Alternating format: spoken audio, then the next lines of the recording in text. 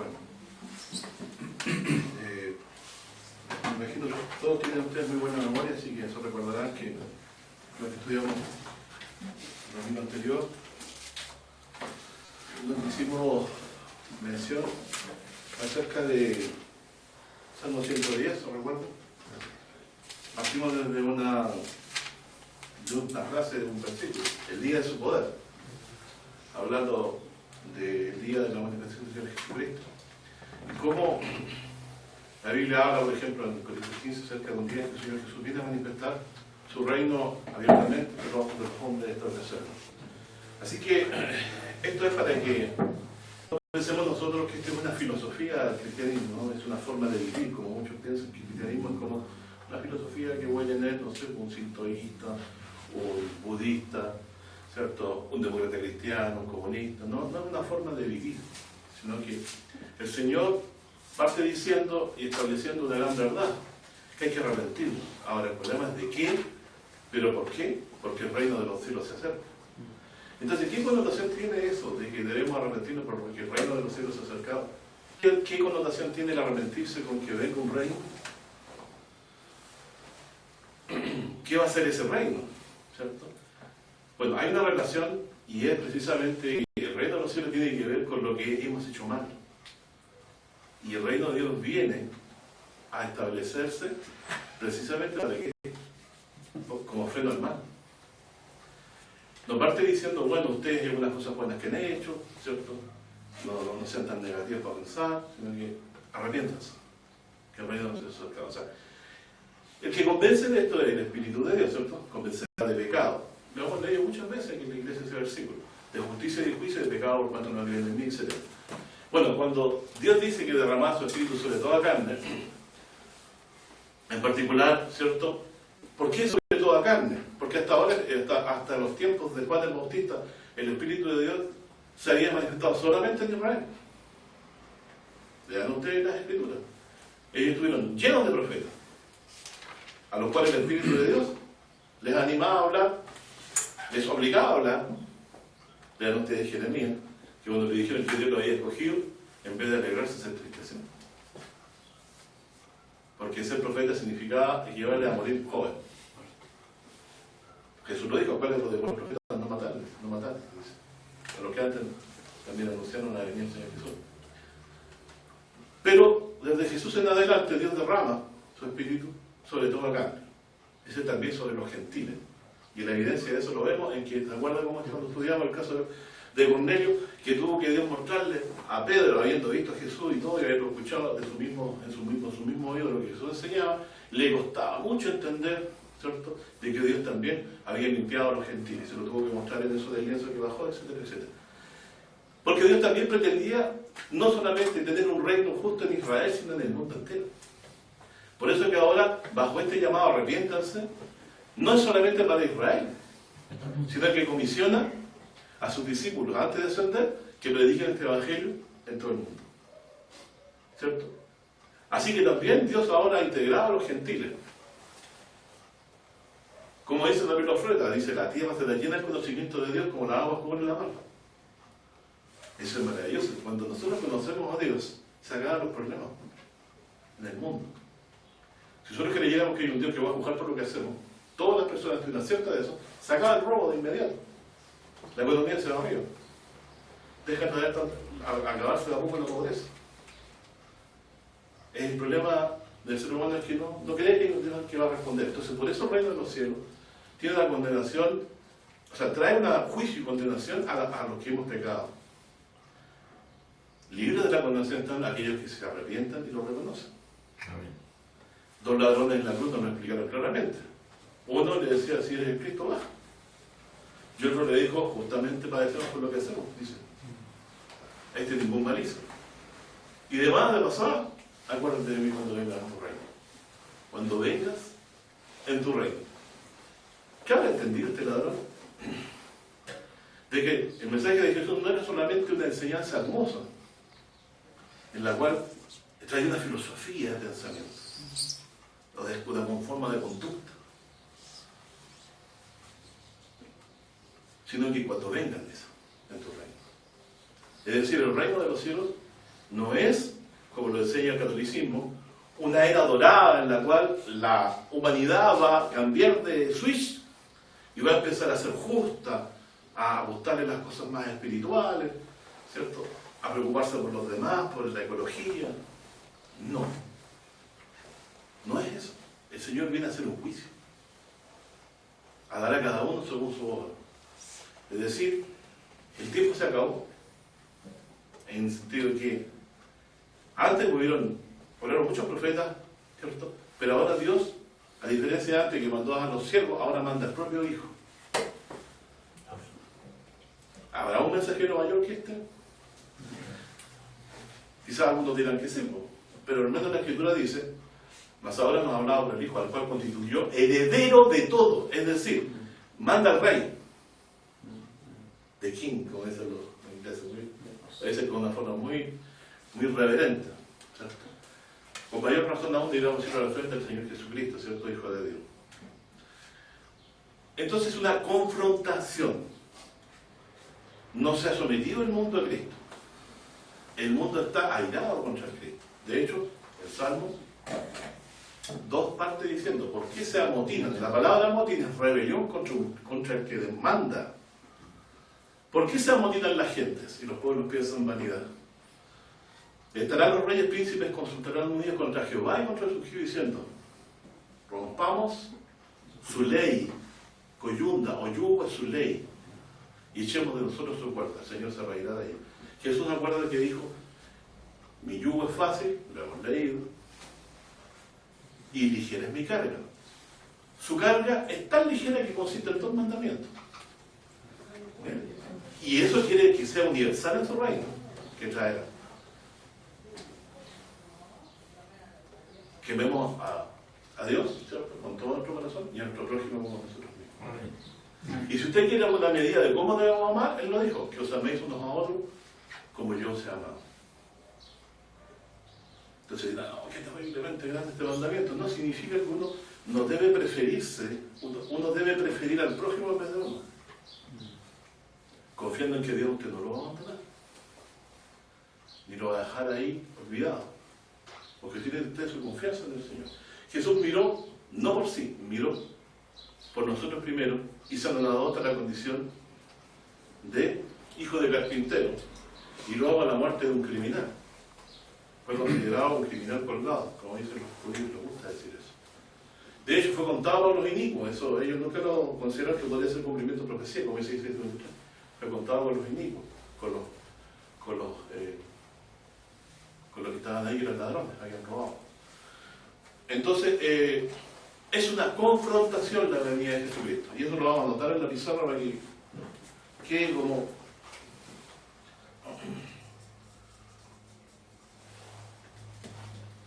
una confrontación. El Señor viene a confrontar la iniquidad de este mundo y a dar el pago, ¿cierto? Después de haber dado ya casi 2000 años de tiempo, faltará más según su misericordia, y ojalá sea mucha más. El día de la hora de su venida no sabe, pero sabemos que ha pasado mucho tiempo. No estoy diciendo yo que Dios está obligado a decirnos el día. Él tiene su día, sabe el Señor solo el día, el Señor nuestro Dios. El Hijo espera ese día de venir. Pero ya no queda otra vuelta, o sea, no hay otra vuelta de tuerca a esto, de decir, no, es que nos portamos entendiendo mal esto, y, como dice el catolicismo, esto es una edad dorada, un milenio espiritual. No, es una confrontación. Dios llegó al límite de su paciencia y ahora nada más espera la ejecución de un juicio tal como en los días de Sodoma y Gomorra. Por eso Jesús dice que los días finales serán como los días de Noé y como los días de Sodoma y Gomorra. Entonces, siendo pues que hay una confrontación de Dios con el hombre que se ha amotinado contra él, ¿y qué se ha amotinado? Veamos lo que pasa en la vida diaria. Jesús dijo, los pobres siempre los tendréis con vosotros, o sea, se cumple, ¿cierto? ¿Cómo se llama? El hurtar, robar, engañar, se permite siempre que esté bajo la legalidad. Y hay cosas que se han hecho muy... Bueno, nosotros lo vemos. Y otro problema que tenemos todos nosotros es que solamente vemos el mal en los demás y no en nosotros mismos. Para eso necesitamos una iluminación divina todos los días. Entonces, para que veamos esto en la Escritura, vamos a Isaías.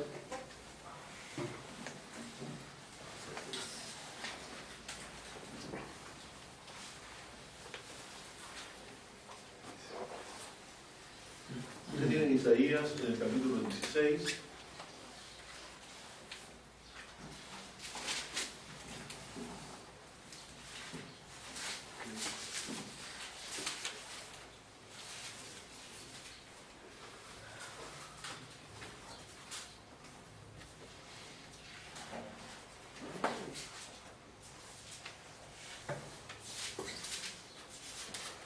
El enseñoreador de la tierra, ¿quién viene siendo yo?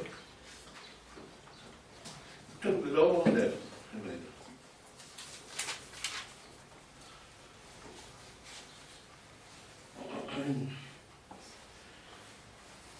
Esta palabra, esta frase que voy a hacer enigmática, eso tiene su sentido.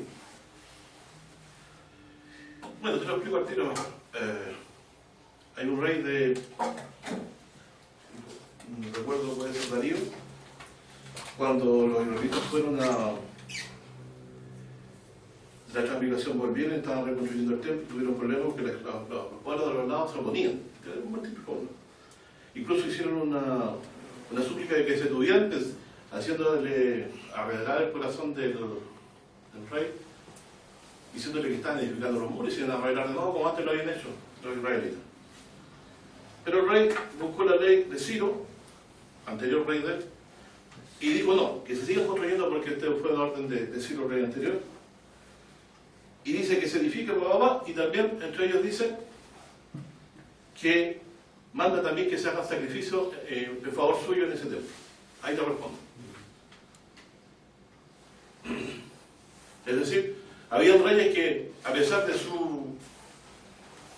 su forma errada de creer, temían en forma tangencial también a Dios y mandaban como modo de reconocimiento a hacer sacrificio para que Dios abogara en favor de ellos. Algunos lo hacían como dentro del concepto de que también es Dios, dentro de múltiples dioses que creían. Hay algunos como Ciro, que al parecer llegó a la convicción, por lo que declara ahí, y el rey de Babilonia, Nabucodonosor, de que Dios era Dios de toda la tierra, o sea, es el único Dios. Quizás decían Dios de toda la tierra, pero los demás dioses son inferiores, o llegaron a la conclusión de que Dios era Dios, pero en el fondo era que ellos mostraban su reconocimiento haciendo eso, mandándose sacrificio. Y aquí eso es lo que manda Isaías. A todos, ¿cierto?, les pide que envíen un cordero, en ese sentido, ¿cierto?, al Señor de la tierra. Isaías 16, 1 y 12, el Señor, por lo que vamos a leer, dice: enviad corderos al señoreador de la tierra, desde la piedra del desierto al monte de la hija de Sión. Y será que cual ave espantada que huye de su nido, así serán las hijas de Moab en los vados del norte.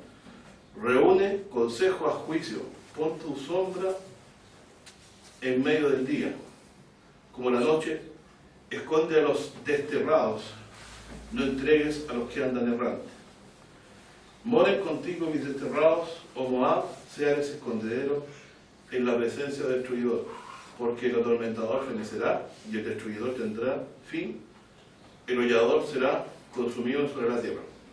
El rey de Babilonia atacó la ciudad, o sea, como muchos reyes, hizo juicio de Dios en Israel, pero algunos como los de Saúl, en vez de proteger a los que se escapaban del castigo de Dios, como un acto de misericordia, los entregaban y los mataban ellos mismos, porque odiaban todavía a su hermano. Sin embargo, Dios le dice a los de Moab, a los moabitas, que era un pueblo enemigo de Dios, por recién dice: esconde a mi hijo ahí, a los pequeños, los remanentes que se escaparon, porque dice que finalmente ese destruidor va a ser destruido. Es decir, se refería, en este caso, a los que habían antes asolado o estarían asolando a Israel permanentemente. En particular, el más importante fue Babilonia, ¿cierto?, y Asiria. Entonces dice: fenecerá el destruidor, tendrá fin el hollador, será consumido sobre la tierra. O sea, todos estos asoladores van a acabar. Pero fíjense la característica: Israel, como pueblo, como remanente, no el Israel oficial, legal, sino que el remanente que espera en Dios, ¿cierto?, y de entre ellos nosotros, Dios los va a redimir porque se va a acabar la aflicción. Y los asoladores, dice, ¿qué pasa con ellos? El destruidor tendrá fin y el hollador será consumido sobre la tierra. Y dice después que, entonces, que tenga fin el destruidor y el devorador sea consumido de sobre la tierra, ¿quién lo va a consumir de sobre la tierra? Dice que va a pasar. Dispondrá, se dice, trono en misericordia, y sobre él se sentará firmemente en el tabernáculo de David, quien juzgue, busque juicio y apresure justicia. ¿Quién será este que se siente dónde? En el tabernáculo de David. ¿Cuál es el tabernáculo de David? Jerusalén. El templo que estaba edificado en Jerusalén. O sea, en el templo de Dios, en Sión, Jerusalén, se va a sentar alguien a hacer ¿qué cosa? Juzgar con juicio, ¿cierto? Y apresure la justicia. Entonces, estos textos que leemos aquí, que uno los lee y son muy cortitos, muy sucintos, pueden a cada uno de nosotros sorprendernos porque ¿cómo podían saber estas cosas los antiguos profetas? Bueno, Dios se las revelaba, estaba revelando el camino que él había trazado para nosotros. ¿Qué es lo que dice? Los destruidores van a ser acabados, consumidos, va a haber un trono de misericordia en Jerusalén, dice, y que también va a restaurarse la justicia en la tierra. Eso es lo que dice el texto. Nosotros sabemos que en el Salmo 2, en concordancia con esto, como lo hemos visto casi en todos los textos, el Salmo 2 dice, yo he puesto a mi rey sobre Sion. ¿Cierto? Yo he puesto a mi rey sobre Sion. ¿Por qué Dios escoge a Sion como el lugar donde está el trono de justicia y de misericordia? Que se va a establecer después que sea acabados los destruidores y los asoladores. Porque Dios había hecho la promesa a David, ¿se recuerda las misericordias fieles de David que estudiamos? No faltará de ti varón que se siente sobre el trono. Y esto va a ser en Jerusalén. Vamos a leer el Salmo 132, viendo esto.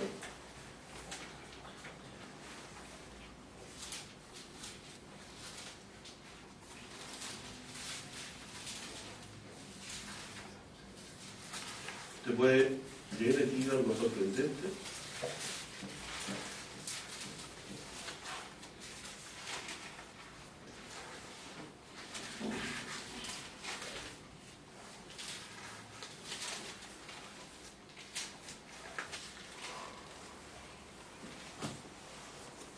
Usted puede leer el anterior, ¿cierto?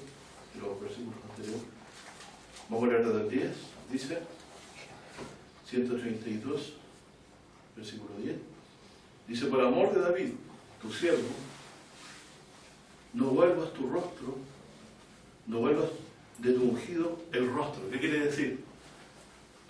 Que le sea favorable, ¿cierto? Que no deje de cumplir lo que le ha prometido. ¿Qué le prometió Dios a David? Y aquí lo recuerdo. En verdad juró Jehová a David, no se apartará de ello. Del fruto de tu vientre pondré sobre tu trono. ¿Se recuerda lo que le dice el ángel Gabriel a María, madre del Señor Jesucristo, nuestro Señor? Le dará el Señor el trono de David su padre. En el Evangelio según San Lucas lo dice. Es decir, este trono. ¿Cierto? Y dice, del fruto de tu vientre, le dice aquí, pondré sobre tu trono. Y tus hijos, si tus hijos guardaren mis alianzas y mi testimonio, que yo les enseñaré, dice, sus hijos también se sentarán sobre tu trono para siempre. Porque Jehová ha elegido a Sión, fíjense. Sión se refiere a Jerusalén. Pero, por lo que leemos en hebreo, no está Jerusalén de acá, sino que Dios está hablando de la que es libre de los cielos y que estaba allá en los cielos de los días de Abraham. Les había aparejado ciudad. Dice, porque Jehová ha elegido a Sión, deseóla por habitación para sí. Este es mi reposo para siempre. Ojo con eso. Cuando Dios dice que es el lugar de reposo, es el lugar donde va a estar, donde va a habitar. Este es el lugar que dice de mi reposo para siempre. Dice, aquí habitaré porque la he deseado, y a su mantenimiento daré bendición, y fíjense, sus pobres saciaré de pan. Asimismo vestiré a sus sacerdotes de salvación. ¿Quiénes son los que van a estar día y noche en el santuario sirviendo al Señor? Apocalipsis 7, ¿se lo recuerdan? Había una multitud de todo linaje, pueblo y nación, vestida de vestiduras blancas, que ¿qué decía?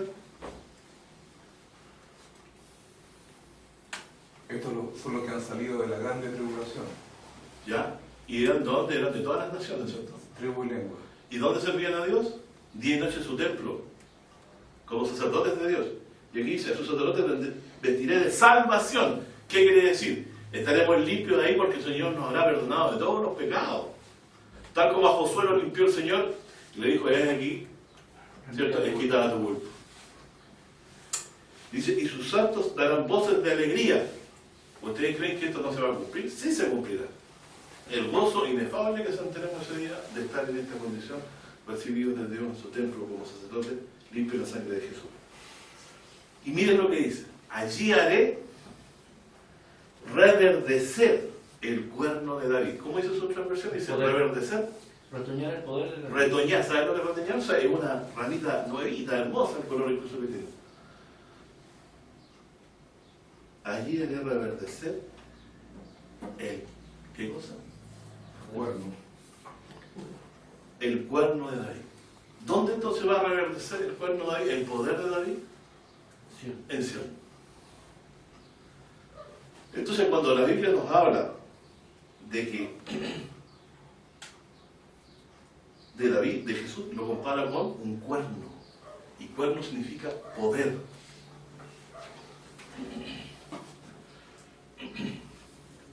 El cuerno de David. ¿Quién es el cuerno de David? O sea, el rey poderoso, Jesús. Que primero tenía que ser ofrecido por nuestros pecados, como cordero, pero después dice, la voluntad de Jehová será en sus manos prosperada. ¿Y cuál es la voluntad de Jehová? Que todas las naciones se haga juicio sobre ellos, referente a todo lo que han hecho impíamente. Así que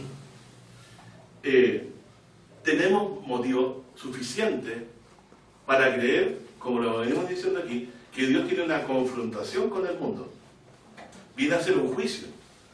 Y el Evangelio tiene esa característica que viene como anillo a la condición, es decir, anillo al dedo. No podemos nosotros estar en paz con Dios, sino hoy, por medio de la fe en Jesucristo, con un corazón arrepentido, pedimos perdón de nuestros pecados. Por eso Dios, antes que viniera ese día, envió a Jesús como mensajero. El primer mensajero diciendo, arrepiéntanse, el reino de los cielos se acerca, Evangelio de San Juan, el primer capítulo. Así que como es una confrontación, Dios va a emprenderla contra el hombre, ¿cierto? O contra el mundo que no se haya arrepentido, y va a hacer juicio de ellos. Así que todos los asoladores van a acabar, todos los destruidores se van a acabar el día en que el Señor Jesús venga. De hecho, ¿recuerdan? Apocalipsis 19, la bestia, ¿cierto? El anticristo y todos los reyes de la tierra van a procurar destruir al Señor Jesús cuando regrese. A eso se debe que la Biblia debe estar amotinada. Y esta apocalíptica que vemos en la Biblia nos muestra claramente la voluntad de Dios. Y nosotros estamos metidos inmersos en esta para ponernos de parte de Dios o de parte de los hombres, ¿cierto? Dios no quiere que el mundo siga siendo gobernado por reyes humanos. Él ha puesto ya su rey, lo ha elegido y lo ha escogido. ¿Se acuerdan que leímos en el Antiguo Testamento?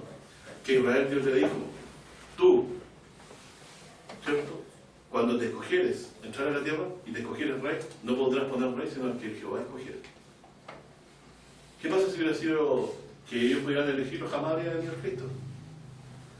De la descendencia de él iba a levantar Dios a Jesús, que había escogido a David desde el principio.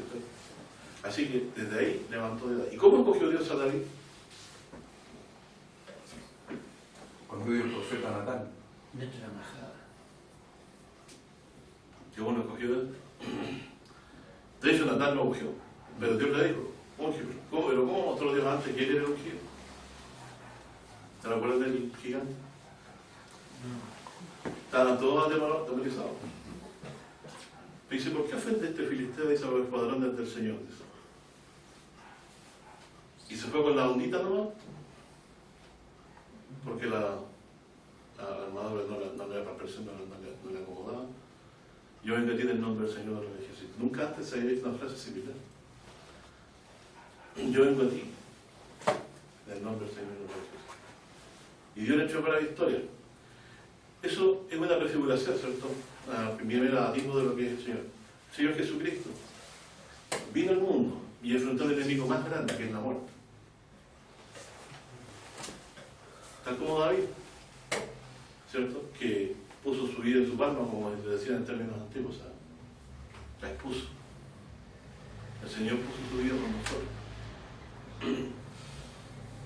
en una muerte de cruz para pagar nuestros pecados. Ese corazón de valentía, ¿cierto?, nos hace entender que también el espíritu que tuvo Cristo tuvo también en David. Se confió en Dios. Así como el Señor Jesús, que confió en Dios y encomendó su alma en las manos de Dios cuando moría en la cruz, sabiendo que había sido acabado la labor de la redención que había hecho con nosotros. Así que en esta confrontación, vuelvo a repetir la palabra, para que nos pueda ayudar, nadie puede quedarse sin definirse. O nos ponemos de parte de Dios, o nos ponemos de parte de los hombres. Y eso lo hacemos cada día en las decisiones que tenemos, en lo que decimos y sobre todo en lo que aspiramos, ¿cierto? Si lo que me alegra a mí es lo que está y sobrepuja más, o lo que tendré, o lo que poseeré, más que lo que vendrá, sin duda, esta buena simiente que se plantó va a ser abogada, o la palabra me va a ser robada. Mas si yo espero en ese día, como que fuera el día de mi cumpleaños, ¿entiendes lo que quiero decir? Cuando estaba chico uno deseaba que llegara el día de mi cumpleaños, porque iba a regalar, torta y amigos alrededor, iba a ser un día alegre. Pero les digo, el reino de los cielos debe ser para nosotros como el día más hermoso que vamos a vivir, o que el que nunca hemos vivido, pero anhelamos. Y en la medida que uno va leyendo esto, el Espíritu de Dios te va convirtiendo. Y nace en tu corazón una canción nueva y una esperanza nueva, firme. O sea, estas cosas no se le ocurrieron al pastor que está años hablando las mismas cosas de siempre, ¿cierto?, sino que están aquí y cualquier niño pequeño las puede leer y creerlas. Pero hay muchos que les gusta hablar de otras cosas, como por ejemplo del diezmo, ¿cierto?, de la profeta. Y el Espíritu de Dios dice que viene este reino. ¿Cómo estás tú? ¿Lo estás esperando? ¿Lo estás anhelando? Y a veces parece ser más cierta esta vida que la que viene. Pero no es así.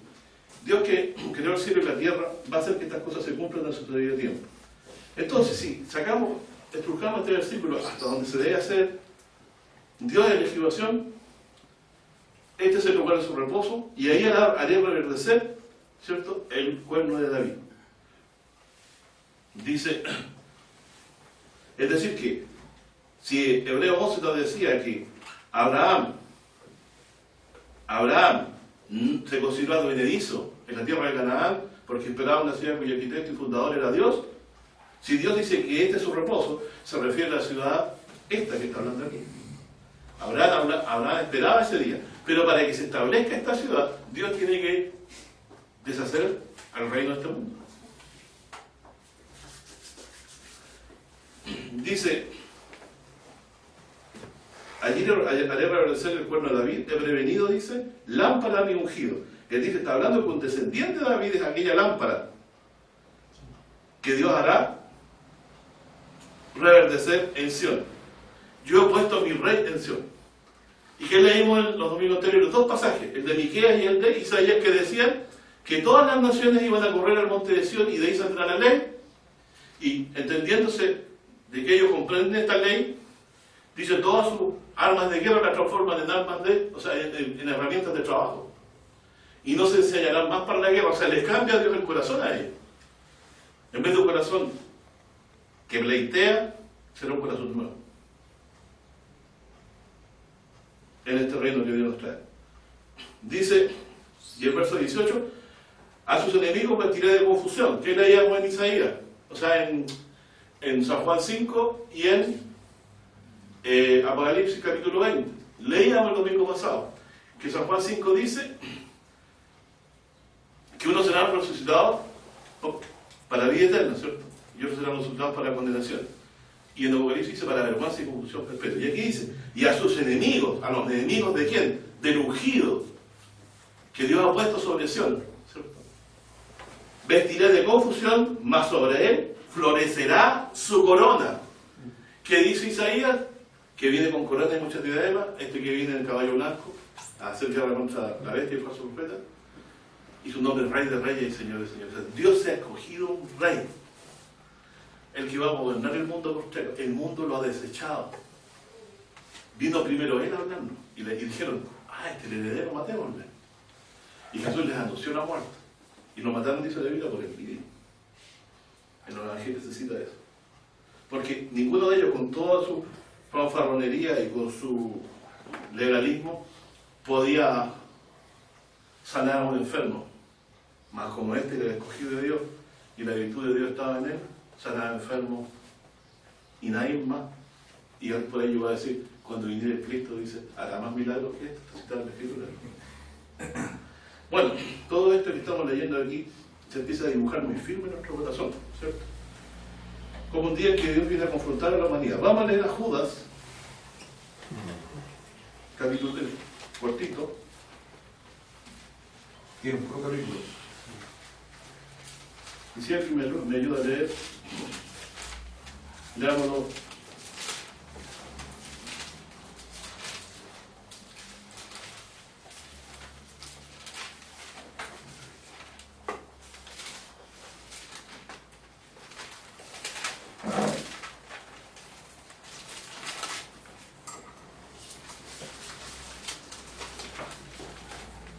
¿Qué Judas es este pastor? No el Iscariote, que te quede claro. Sí, no. ¿Cierto? Hay, ¿cómo se llama? Hay algunos discípulos, hay un discípulo o dos discípulos que tienen el nombre de Judas, por lo menos en la Escritura. No podría decir cuál, pero aquí dice que siervo de Jesucristo y hermano de Jacobo. ¿Cierto? Ahora, si Jacobo es el hermano del Señor, puede ser un hermano de Cristo probablemente. Eso es lo que más o menos entiendo. Aquí entonces tenemos que este Judas dijo en el verso 5, este texto ustedes después lo pueden leer claramente, muy parecido al de Pablo, ¿cierto? En Corintios, capítulo 10 me parece también.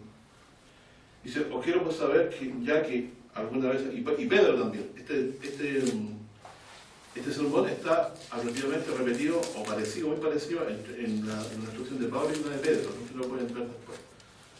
Dice, ¿por qué no puedo amonestar, ya que alguna vez habéis oído esto, que el Señor, habiendo salvado al pueblo de Egipto, después, dice, destruyó a los que no creían? ¿Ustedes saben quiénes serían esos? Los que vagaron en el desierto por 40 años, y solamente dentro de ellos, solamente la descendencia de ellos. Dice, ya los ángeles que no guardaron su dignidad, un texto que nos gusta mucho a los que no creen en la existencia del diablo, y los ángeles que no guardaron su dignidad, más dejaron su habitación, los ha reservado, fíjense, confrontación, reservar, es esperar un momento, los ha reservado, dice, debajo de oscuridad, en prisiones eternas, hasta el juicio del gran día. Como Sodoma y Gomorra y las ciudades cercanas, ¿cierto?, comarcanas, las cuales de la misma manera que ellos habían fornicado y habían seguido la carne extraña, dice, fueron puestas, por ejemplo, sufriendo el juicio del fuego eterno. De la misma manera también, estos soñadores mancillan la carne y menosprecian la potestad, y vituperan las potestades superiores, ¿cierto? Pero cuando el arcángel Miguel contendía con el contra el diablo, hablando de las potestades superiores, dice, disputando sobre él, sobre el cuerpo de Moisés, él dice, no se debió usar juicio de maldición contra él, sino que dijo, el Señor te reprenda. Pero estos maldicen las cosas que no conocen. Y las cosas que naturalmente conocen se corrompen en ellas como bestias brutas. Hay de ellos porque siguieron el camino de Caín. ¿Sabe cuál es el camino de Caín? El homicidio. Y se lanzaron por el error de Balaam. ¿Ustedes saben por qué? Es decir, maldecir al pueblo de Dios a cambio de riqueza, ¿cierto? Y perecieron en la contradicción de Coré. Ustedes saben que fueron los que se rebelaron contra Moisés en el desierto y quisieron ellos elegirse a sí mismos sacerdotes en lugar de Aarón, a los que Dios había escogido. Dice, estos son marchas en vuestros convites o fiestas, dice, que banquetean juntamente apacentándose a sí mismos sin temor alguno. Nubes sin agua, dice, las cuales son llevadas de acá para allá de los vientos árboles marchitos, como en otoño sin fruto, 2 veces muertos y desarraigados, fieras ondas de la mar, dice que escuchan sus mismas abominaciones, estrellas erráticas, dice, a las cuales es reservada eternamente la oscuridad de las tinieblas, es decir, para ellos eso es lo que Dios tiene guardado. De los cuales, todos estos, o sea, los sodomitas, los cainitas, los de Coré, los que han seguido todos estos caminos de corrupción, ¿cierto? Los ángeles que se rebelaron contra Dios, ¿cierto? Para todos ellos, dice Enoc, he aquí el Señor es venido con sus santos millares. ¿Saben todos quién fue Enoc?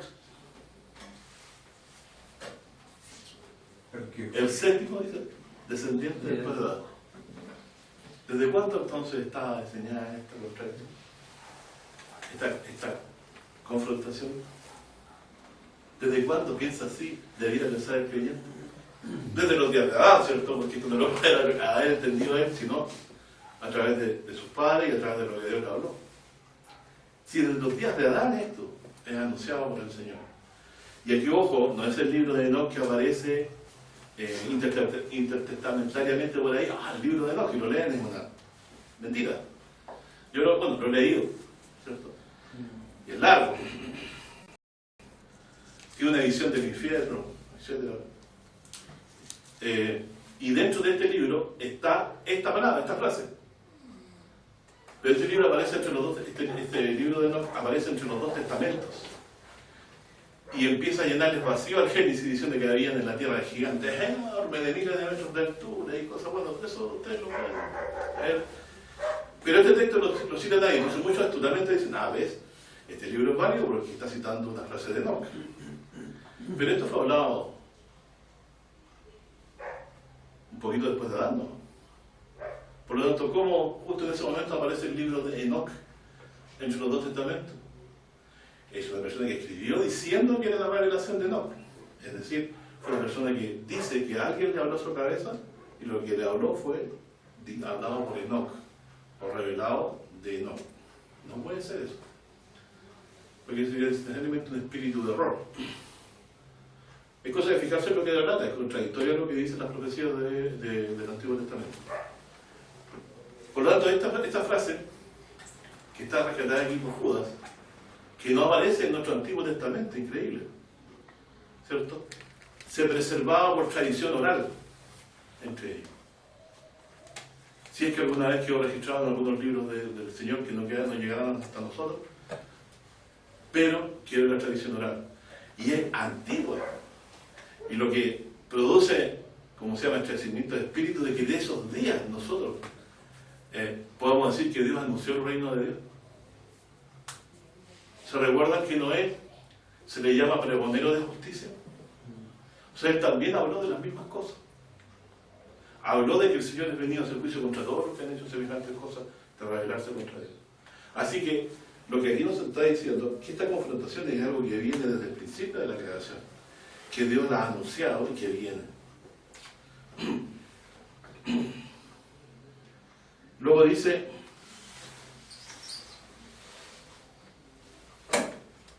verso 17, dice, mas vosotros, amados, tened memoria de las palabras que antes han sido dichas por los apóstoles de nuestro Señor Jesucristo. Dios dice, como decían que en el postrer tiempo vendrán burladores que andarán según sus malvados deseos. Estos son los que hacen divisiones sensuales, no teniendo el Espíritu.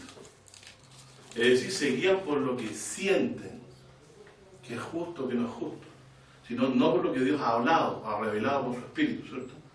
Mas vosotros, oh amados, edificados sobre vuestra santísima fe, es decir, sobre lo que hemos aprendido de Cristo y de sus apóstoles, ¿cierto? Orando, dice, por el Espíritu de Dios, por el Espíritu Santo. Conservaban el amor de Dios y esperando en la misericordia de nuestro Señor Jesucristo, dice, para vida eterna. Es decir, ¿qué esperamos en ese día nosotros? Juicio, condenación, misericordia y vida eterna. Misericordia y vida eterna. O sea, ese trono que hablaba Isaías en el 16 es trono de misericordia a los que creen, pero es trono de justicia y de condenación a los que no han creído. De lo que profetizó también Judas. Entonces, si hay una confrontación, van a haber 2 bandos. Unos que van a estar de parte de Dios y otros que van a estar de parte del que el maligno va a levantar en ese tiempo, que es el anticristo, al cual le dará todo su poder y su autoridad y se manifestará con milagros y engaños mentirosos al mundo. Ahí tendremos entonces la gran confrontación que la Biblia plantea, que viene siendo anunciada, y Dios ha reservado ese tiempo, ¿cierto? Y por algo prometió no destruir más la tierra, dice, por algo, sino que está reservado, como dice Pedro, ¿para qué? Para el fuego, para el día de regreso del Señor Jesucristo. Por lo tanto, querámoslo o no, el mundo se encamina a eso. El término Armagedón está mal entendido entre los bautistas. Yo pienso que el Armagedón es una lucha de Israel terrenal contra Rusia y todos los que lo apoyan, Turquía. Quieren que una guerra física, aquí y ahora entre personas. No, la Biblia dice que Dios los junta en un lugar llamado Armagedón, y los que están reunidos ahí son la bestia y el falso profeta para atacar al Señor Jesucristo cuando regrese a establecer este reino. Pues si creen que Él no sabe esto, y por eso también dice que este anticristo se va a procurar sentar en el templo de Dios como Dios, haciéndose parecer Dios. O sea, Él va a ocupar antes el lugar y ven a quitármelo, es mío. Y en el fondo la lucha que va a haber es que Dios viene a establecer a su redención y el anticristo no se va a oponer a eso. Entonces, querámoslo o no, por eso dice el libro de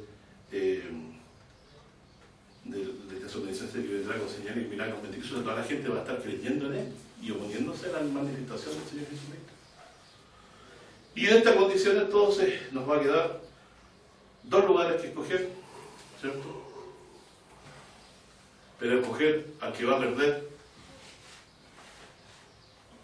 no tendría caso. Nosotros somos victoriosos porque Dios ya resucitó a Jesús y resucitó a su diestra y prometió darle los reinos de la tierra.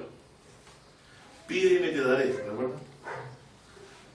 Por heredar a todas las naciones de la tierra, y todas las naciones de la tierra van a ser suyas. Hay un texto aquí que está en Lucas 22. Estamos cerrando ya esto.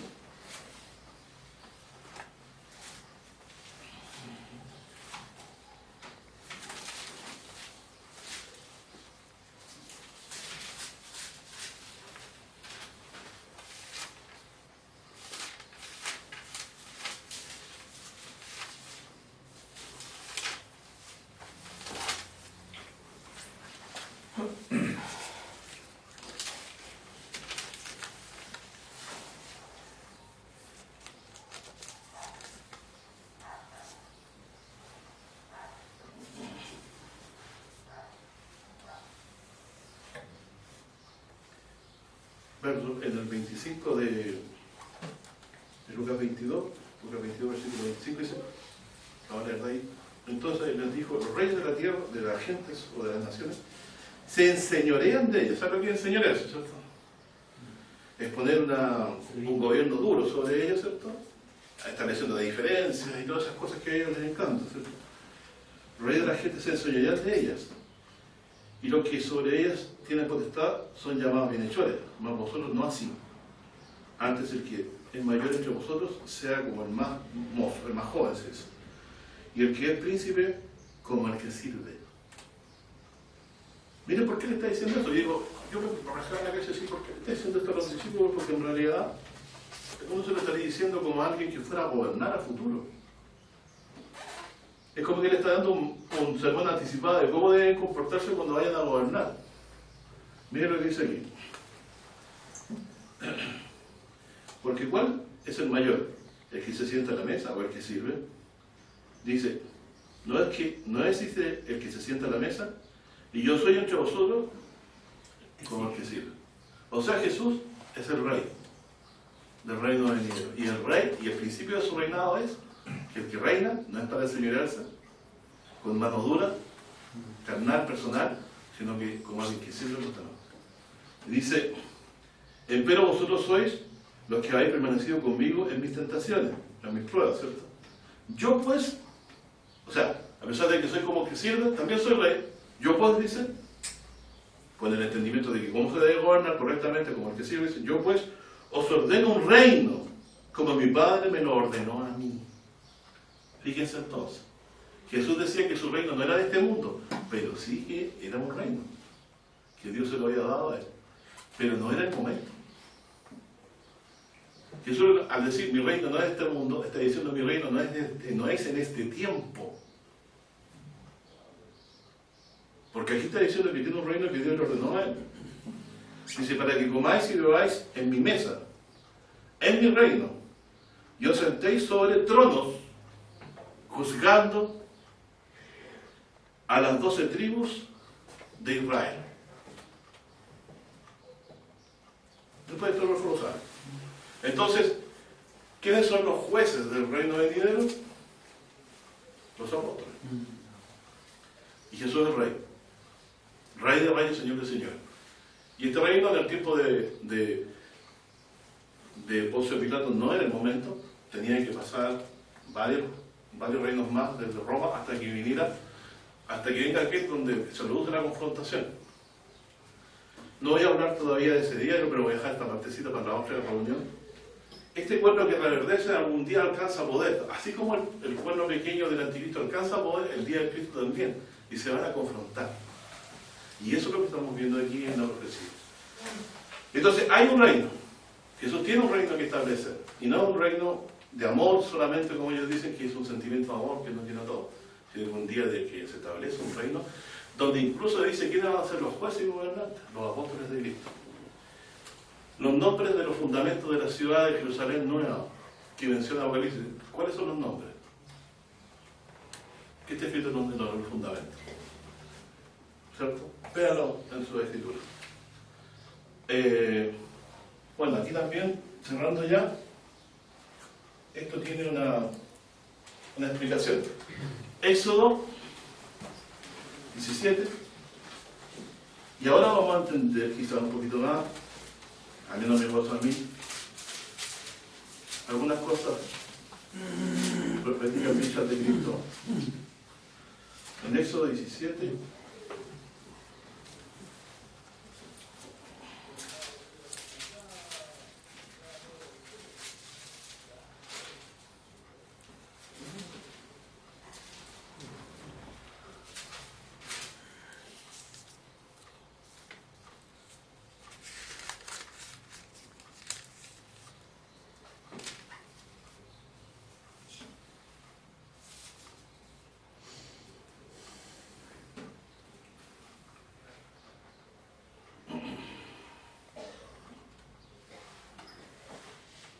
bueno, en el 17,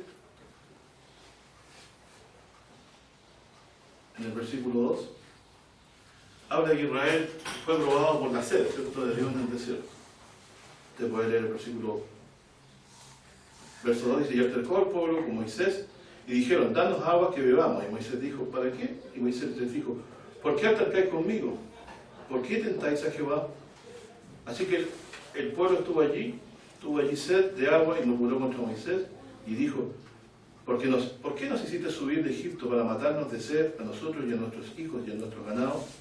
Entonces clamó Moisés a Jehová, diciendo, ¿qué haré con este pueblo de aquí un poco y me apedrearán? Jehová dijo a Moisés, pasa delante del pueblo y toma contigo de los naciones de Israel, y toma también en tu mano tu vara con que heriste el río, y ve, y he aquí que yo estoy delante de ti, allí sobre la peña en Horeb, y herirá la peña y saldrá de ella aguas, y beberá el pueblo. Y Moisés lo hizo, así en presencia de los ancianos de Israel. Y llamó el nombre de aquel lugar Masá, o Meriba, ¿qué quiere decir? Rencilla. ¿Quiénes estaban rencillosos contra Dios ahí? Su propio padre. Dejó de creer en Dios porque tuvo sed. Pero, miren lo que pasó después.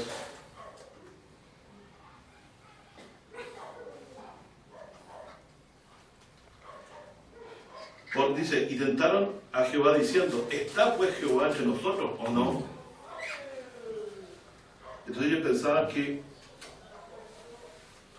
Dios no estaba con ellos cuando les faltaba el agua, y no que era una prueba del Señor. En el verso 8 dice, a continuación de esta rebelión contra Dios, miren lo que pasa.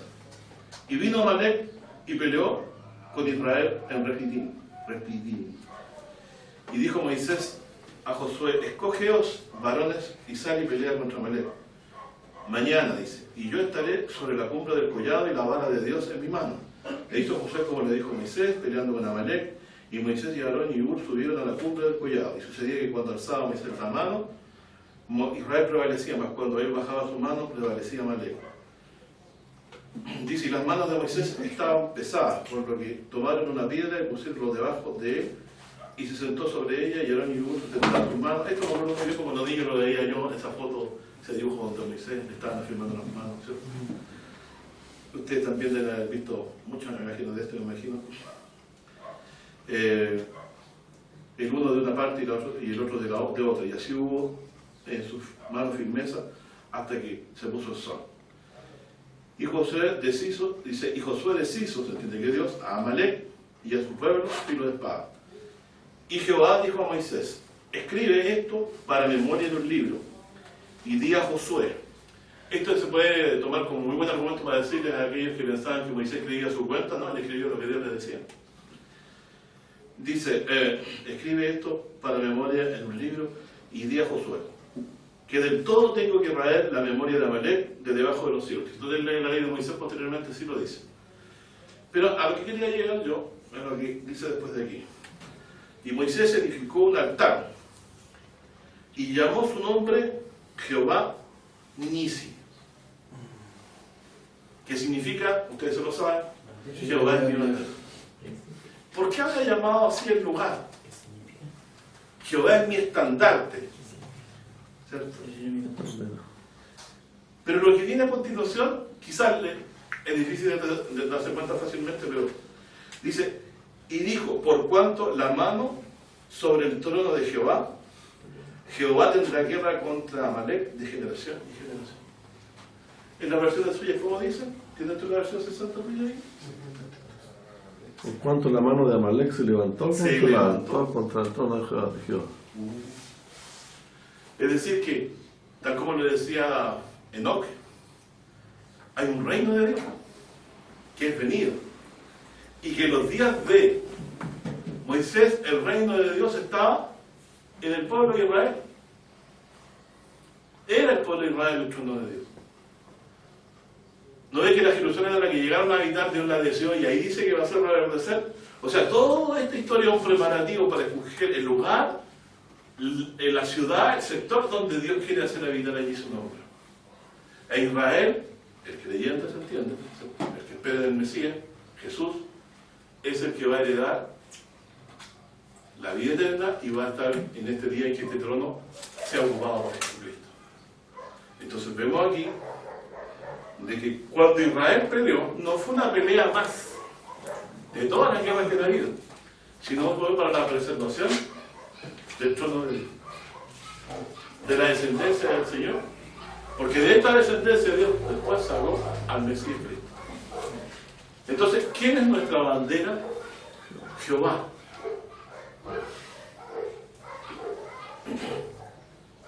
Y en Deuteronomio 20,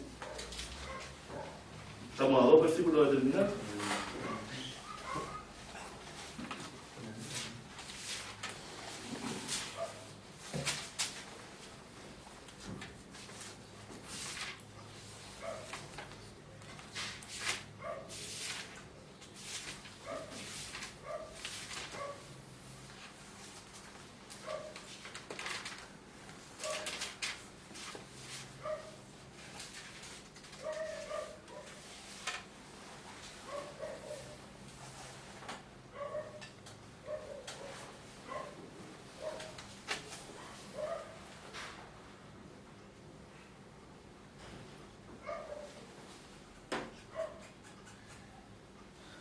Dice, cuando salieres a la guerra, dice, contra tus enemigos, dice, y vieres caballos y carros, un pueblo más grande que tú, no tengas temor de ellos. Que Jehová tu Dios es contigo. ¿Cómo podríamos traducirlo esto según el lenguaje de Éxodo? Jehová es tu bandera. Jehová es tu estandarte. O sea, Él es el que es tu fuerza. El cual te sacó, ojo, con fundamento a esa fe, de la tierra de Egipto. Bueno, Y será que cuando os acercaréis para combatir, llegará ese sacerdote y hablará al pueblo, y les dirá: oye Israel, vosotros os juntáis hoy en batalla contra vuestros enemigos. No se hablan de vuestro corazón, no temáis, no os asoréis, ni tampoco desalentéis delante de ellos, que Jehová, vuestro Dios, anda con vosotros para pelear por vosotros contra vuestros enemigos, dice, para salvaros. ¿Qué les parece? Bueno, esta batalla se va a dar algún día. Y en este día eso va a ser nuestra confianza. Entonces Dios es nuestro estandarte, nuestra confianza. De hecho, los estandartes tienen múltiples formas, unos como pendones, otros son triangulares, o banderas, ¿cierto? Pero el estandarte nuestro, ¿quién es ese estandarte? Es Dios, ¿cierto? Pero después Dios lo precisa más en Isaías 11, y aquí terminamos.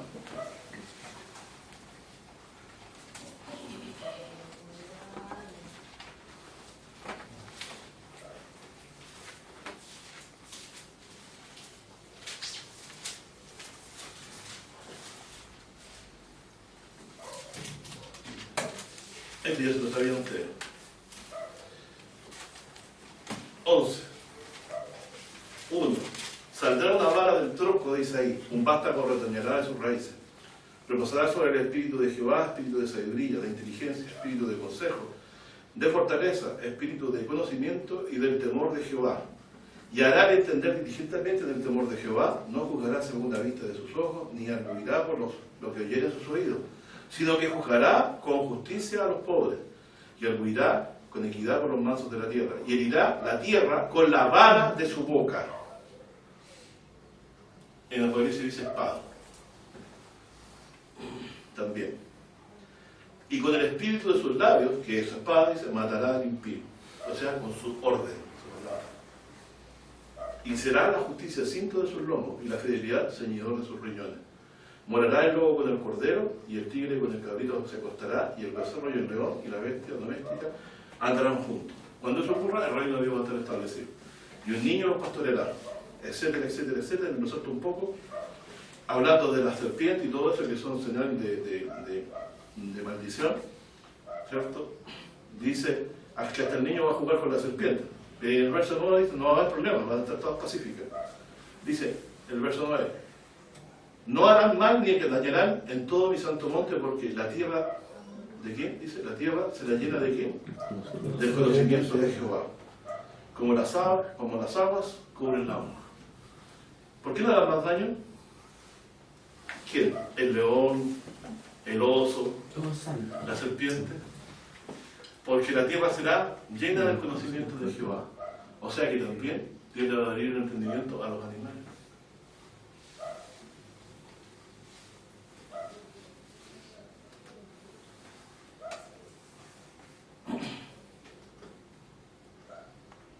Dice, ¿qué tanta llenura? Dice, como las aguas cubren la mar. Y acontecerá que en aquel tiempo, que la raíz de Isaí, la cual estará puesto por pendón de los pueblos, que quiere decir bandera también, será buscada de las gentes y su venganza será gloria. ¿Qué les parece? Y después viene la conquista, dice, asimismo acontecerá que en aquel tiempo que Jehová tornará a poseer, las reliquias de su pueblo. ¿Quiénes son las reliquias? El remanente de su pueblo. Que fueron dejadas del Asur, de Egipto, de Partia, de Etiopía, de Persia, de Caldea, de Amad y de las islas del mar. O sea, para recoger a todos sus desterrados por todos los lugares. Eso incluye también, ¿a quiénes? A los gentiles, que de él han creído. Dice, y levantará, fíjense, y no solamente él va a ser pendón de los pueblos, sino que dice, y levantará pendón a las gentes, y juntará a los desterrados de Israel, reunirá a los esparcidos de Judá, de los 4 cantones de la tierra. Y miren, se disipará la envidia de Efraín, y los enemigos de Judá serán talados, y Efraín no tendrá envidia contra Judá, ni Judá afligirá a Efraín, etcétera, etcétera. Ustedes pueden leer el resto. Entonces Jesucristo, Hijo de Dios, es el estandarte que Dios ha levantado, ha reunido a la gente, dice. Fíjense en eso. El verso 10, acontecerá que en aquel tiempo la raíz de Isaí, la cual estará puesta por pendón de los pueblos, será buscada de las gentes y su holganza será gloria. Ahí estamos mencionados nosotros. Nosotros somos entonces también aquellos que nos hemos reunido en torno a este estandarte que viene levantado, que es Jesucristo. Y Jesucristo crucificaba, ¿cierto? Aquella estandarte dice el Señor Jesús.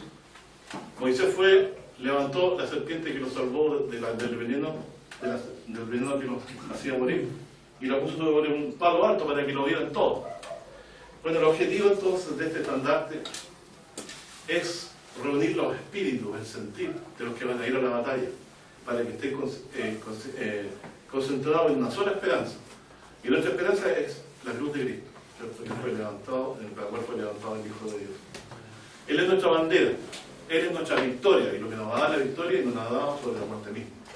Que Dios le bendiga a mis hermanos, que estas cosas que Dios habló de esta venida de este rey sean ciertas en nuestros corazones, y de que esta confrontación vendrá. Y sabemos ya cómo podemos de parte de Dios hoy, podemos poner de parte de Dios hoy, que es, ¿cierto?, agarrar nuestra bandera, que es el Cristo levantado en la cruz, que es nuestra bandera con la cual Dios también ha convertido a Pablo para ti dentro de los gentiles. Amén. Amén.